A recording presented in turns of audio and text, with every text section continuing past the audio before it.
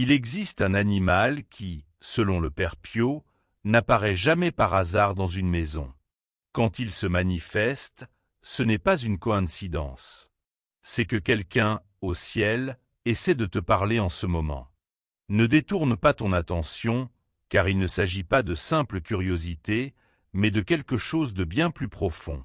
Nous portons tous des absences, des noms qui font encore mal, des voix que le temps a fait taire mais que le cœur continue d'entendre. Il y a des moments où la vie semble s'arrêter, quand une odeur familière revient alors que plus personne ne la prépare, quand une chanson rend l'air lourd, quand tu te réveilles à 3 heures du matin sans raison, avec le sentiment que quelque chose ou quelqu'un cherche à t'atteindre. La Bible enseigne que la mort n'efface pas l'amour. Au contraire, l'amour demeure en Dieu. Ceux qui sont partis vivent en lui. Et comme le disait le père Pio, la charité ne s'arrête pas à la tombe, elle devient intercession. Cela signifie que nous ne parlons pas de fantômes ni de superstitions, mais d'une vérité de la foi. Il existe une communion entre le ciel et la terre. Dans cette communion, ceux qui sont auprès de Dieu ne nous oublient pas, car le véritable amour ne meurt pas avec le corps. Cependant, cette relation ne fonctionne pas comme dans les films. Les défunts ne décident pas d'apparaître à leur guise. Toute communication entre le ciel et la terre dépend de la volonté de Dieu. Et lorsqu'il permet un signe, ce n'est pas pour satisfaire la curiosité ou la peur, mais pour toucher les vivants, les réveiller et les guider. Dieu agit souvent avec douceur. Il ne crie pas, il murmure. Ces signes sont simples, symboliques et apportent la paix, même lorsqu'ils dérangent ou poussent à se remettre en question. Peut-être que, en ce moment même, tu te souviens de quelque chose d'étrange que tu as vécu. Une part de toi parle de coïncidence, une autre se demande si cela a un sens plus profond. Dans la foi chrétienne, la mort ne met pas fin aux relations, elle les transforme. La Bible dit que ceux qui meurent sont réunis aux leurs. Il y a donc mémoire, reconnaissance et rencontre. Dieu n'est pas le Dieu des morts, mais des vivants. Cela change tout, l'amour ne disparaît pas, il demeure en Dieu. Mais il faut être clair, la Bible n'enseigne pas que les morts errent ou communiquent librement avec les vivants. Toute chose passe par Dieu. Et lorsqu'un signe est donné, c'est pour appeler à la conversion, à la prière, à la réconciliation, jamais pour semer la peur. Le père Pio rappelait que Dieu parle dans le calme. Ces signes apportent une paix véritable. À l'inverse, la confusion, la peur et la panique ne viennent pas de lui. Ainsi, face à quelque chose d'inhabituel mais paisible, la vraie question n'est pas « qui cherche à me parler ?», mais plutôt « que veut Dieu pour mon âme en ce moment ?» Dans toute l'histoire biblique, Dieu avertit avant d'agir. Il appelle avant de corriger. Il insiste avant de se taire. Après le déluge, par exemple, Dieu ne parle pas à Noé avec des paroles, mais par un signe, un rameau d'olivier, annonçant que la vie peut recommencer. Ce signe est doux, porteur d'espérance. De même, Dieu ne se manifeste pas à Élie dans la violence, mais dans un souffle léger. Et lors du baptême de Jésus, le signe est paisible, accompagné d'une voix affirmant l'amour divin. Tout ce qui vient de Dieu porte la paix, même si cela bouleverse. Cette paix n'est pas l'absence de difficultés, mais une certitude intérieure. Le père Pio l'expliquait ainsi, le mal trouble, précipite et effraie. Dieu, lui, guide, attend et appelle avec patience, en donnant une paix profonde. Au cœur de la tempête, cette paix te donne une certitude, même lorsque tu n'as pas toutes les réponses. Ainsi, quand quelque chose d'inhabituel mais paisible apparaît près d'une maison, quand quelque chose qui ne devrait pas être là est simplement présent sans t'effrayer, mais en t'intriguant, sans te paralyser mais en attirant ton attention, la vraie question n'est pas « qui veut me parler ?» La question biblique est bien plus profonde. Que veut Dieu pour mon âme en ce moment ? Dans la foi chrétienne, ceux qui sont partis ne reviennent pas pour régler des affaires terrestres. Ils intercèdent. Et si Dieu permet un signe lié à leur mémoire, s'il ouvre une fenêtre entre les dimensions, c'est pour conduire le vivant vers quelque chose de précis. La conversion, la prière, la réconciliation. jamais vers la peur ni l'obsession, mais vers la vie. Peut-être qu'en ce moment même, ton cœur s'accélère. Peut-être te souviens-tu d'un moment inexplicable, d'une coïncidence qui ne t'a jamais semblé totalement anodine. Cet oiseau apparut à ta fenêtre le jour d'un enterrement, ce papillon entré chez toi alors que tu pleurais quelqu'un, ce rêve si réel qui t'a réveillé en pleine nuit avec le cœur agité. En toi, deux voix s'opposent. L'une te dit que ce n'est qu'une coïncidence, que tu ne dois pas y prêter attention. L'autre, plus douce, insiste, et si ce n'était pas un hasard? C'est ici qu'il faut revenir au modèle biblique. Lorsque Dieu veut confirmer quelque chose d'important, il ne le fait pas de manière confuse. Il ne laisse pas dans l'angoisse ni dans la peur. Quand le ciel parle vraiment, il apporte une certitude. Au Jourdain, après le baptême de Jésus, Dieu n'a pas utilisé la violence ou la peur pour se révéler. Il a donné un signe visible, doux, accompagné d'une voix pleine d'autorité et de paix. Celui-ci est mon Fils bien-aimé. Quand Dieu parle, même lorsqu'il corrige ou appelle au changement, il y a toujours une paix au fond. Ce n'est pas une paix superficielle, mais une paix intérieure qui peut coexister avec l'inquiétude extérieure. Une paix qui fait pleurer sans désespoir, qui confronte sans détruire. Le Père Pio connaissait profondément cette différence. Il a appris à distinguer la perturbation qui vient du mal et celle qui vient de Dieu. Car oui, Dieu peut troubler, mais il trouble pour sauver. Le mal, lui, agite, précipite, confond et enferme dans la peur et le désespoir. Dieu, au contraire, montre la vérité tout en offrant un chemin. Il guide, attend et appelle avec patience.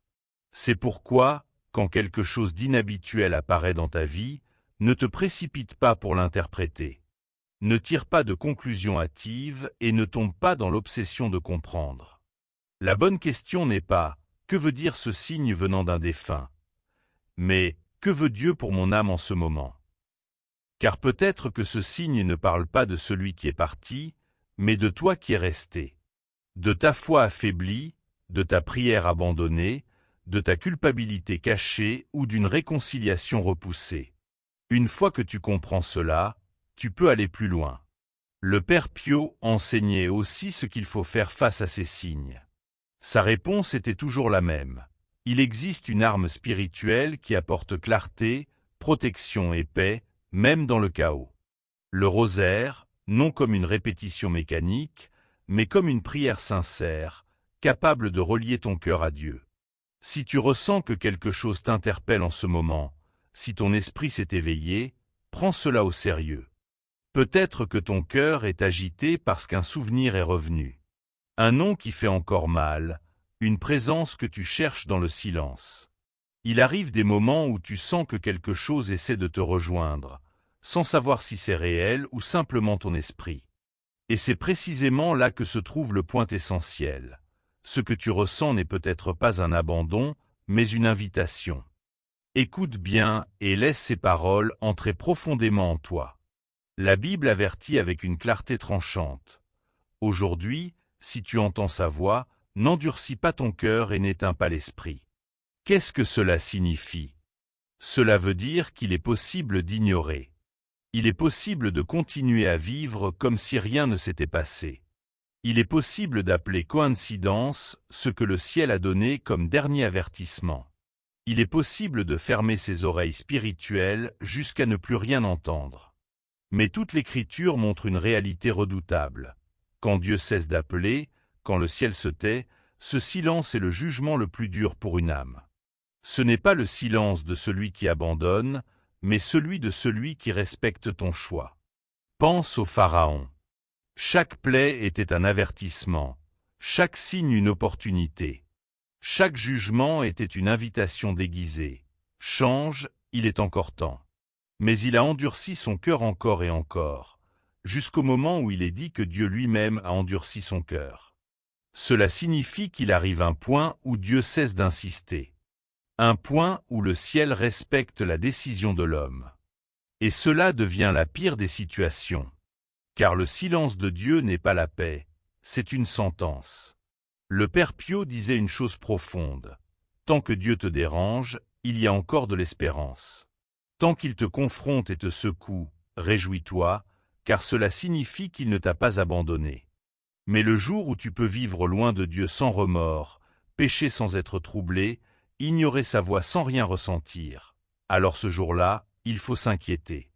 C'est pourquoi les signes ne viennent pas pour effrayer, mais pour réveiller.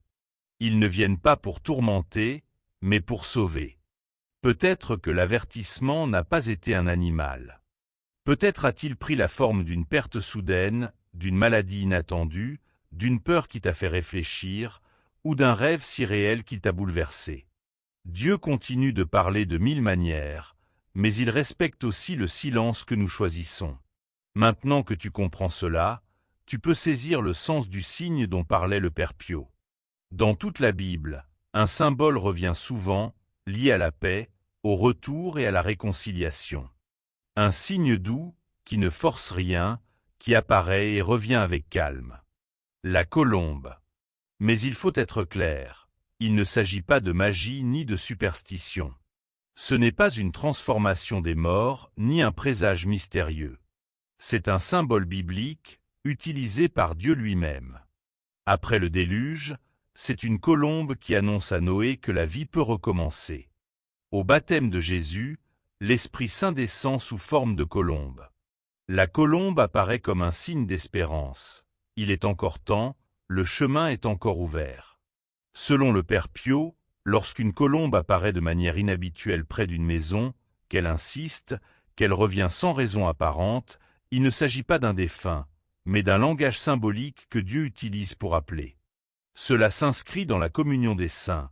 Ceux qui sont partis vivent en Dieu et intercèdent.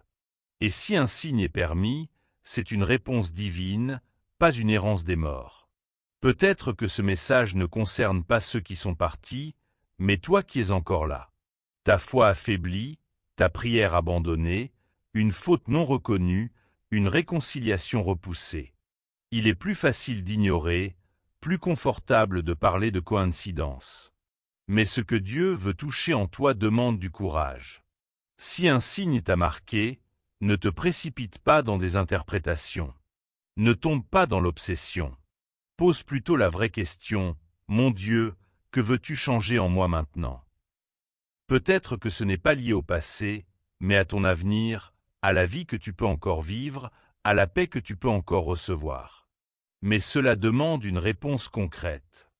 Dans la Bible, lorsque Dieu parle, il y a toujours une réponse attendue. 3 étapes essentielles apparaissent. D'abord, un repentir sincère. Pas des excuses, pas des justifications, mais reconnaître ses fautes avec vérité. Ensuite, une prière persévérante. Même sans émotion, même dans la fatigue, car la prière ne dépend pas des sentiments, mais de la fidélité. Enfin, un changement réel. Pas demain, pas plus tard, mais aujourd'hui. Réparer ce qui doit l'être, demander pardon, abandonner ce qui doit être laissé. Sans action concrète, tout le reste superficiel. Peut-être que l'avertissement que tu as reçu n'était pas un animal, mais un événement marquant, une situation qui t'a obligé à réfléchir. Ce qui compte maintenant, ce n'est pas le signe lui-même, mais la réponse que tu choisis d'y donner.